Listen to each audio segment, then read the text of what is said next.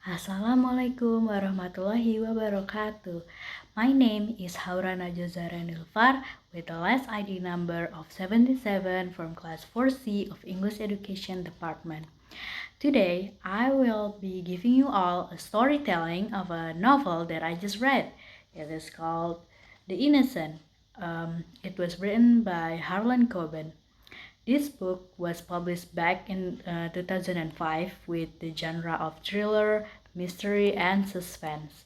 This book was telling the story of a man named Matt Hunter. He was an ex-con who was imprisoned years ago after he accidentally killed a man while trying to break up a fight. He was locked behind bars for 4 years, and after his release, he soon found love to a woman from Nevada named Olivia Murray. They got married and soon already expecting their first child. Life, uh, Life may feel like things are going well for the two of them until it wasn't. Matt's wife, Olivia, went to Boston for a couple of days for a seminar, as he said it. They bought a phone with camera as a celebration for her pregnancy. He got a great career as a lawyer, and now they are about to buy their dream house, and as they are so close to become a family together. One day, however, he received a call from his wife's number. Matt received an image of a man he never seen before and also a 15-second clip of the same man with a woman that had platinum blonde hair, or Matt later found out that it was just a wig. He called her for and asked for clarification, but she won't answer. Even after she returned and the two reunited, Olivia denies everything. This caused Matt to distrust everything, and he decided to take an investigation. Things just went downhill from that moment on. In the other side of the story, there was an ongoing case of a nun that got killed not long ago. The one who investigating it was an inspector, Lauren Muse. The victim was a nun named Sister Mary Rose. The autopsy pointed out that she might be dead out of strangulation. After much investigating, Lauren found some lead that Sister Mary Rose called to a certain address that lasted 6 minute call. When Lauren and other cops arrived, they soon found out that the house belongs to a widow with two sons named Marcia Hunter. Recognizing the last name, Lauren gained the info that this woman is Matt's sister-in-law, and she also knows Matt.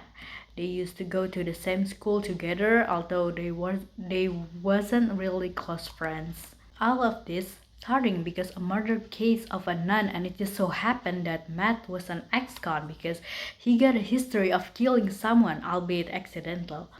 It involved so many people like lawyers, cops, FBI's, and even the strippers. So now Team Lauren investigate more and trying to see if Matt had anything to do with it. In the meantime, Matt has also had his own investigation to see if his wife Olivia cheated on him or not, because he also noticed that the female hooker in that video was indeed his wife wearing a wig. With the help of his friend, he found the information that the image of that man was named Charles Staley, and he was also the one who's been calling him using his wife's phone and everything. Feeling betrayed and perhaps the need to protect his wife, Matt went to a motel where Tally had been staying just to have a chat. Things didn't work out well as the meeting ended up with the two beating each other, and Tally even used a stun gun on Matt. Um, the story continues as Matt got hospitalized, and he heard the news that Tally, the man before that, got killed already by someone else not long after their fight. It didn't end there, as the story basically became like a cat and mouse fight, or a wild goose chase, as this person targeted this, the person was targeted that. Matt was just trying his best to not get sent back to jail, and Olivia has her own past too that later brought herself some trouble, that she was chased by two FBI's. Later in the story, Inspector Lauren connected the dots that the dead nun wasn't Mary Rose, it was her fake name. And the real identity is Emma LeMay. She was an old friend of Olivia. Olivia also revealed all of her past to her husband. She told him everything. That everything was a lie. Her childhood, her college life, her past relationship, her parents' condition, and even her own name. Olivia Murray, now she revealed that her true identity is Candice Potter, was a stripper since she was 16. It was pretty much abusive memory as the man who managed the place or Emma's boyfriend killed their other friend Cassandra and desperately asked her for a certain tape that Olivia or at that time Candice had no idea what it's about. Emma shot the man to death and the two fled the strip club together. As for Cassandra, they left Candice's ID in her corpse, which now led why everyone assumed that the one that died in that incident was Candice. Changing her whole identity, the one who fled with Emma changed her name to Olivia after a character of a book she has read in her childhood. The certain tape that was so important was apparently about a physical evidence of a federal officer that rented a very young stripper, which is Cassandra, age 15 at the time. Now that officer is already married and have kids, if it went public, then his life and his entire family would be ruined. Which is why the man using all his authorities to track down anyone who has the tape and plans to dispose of it and the people.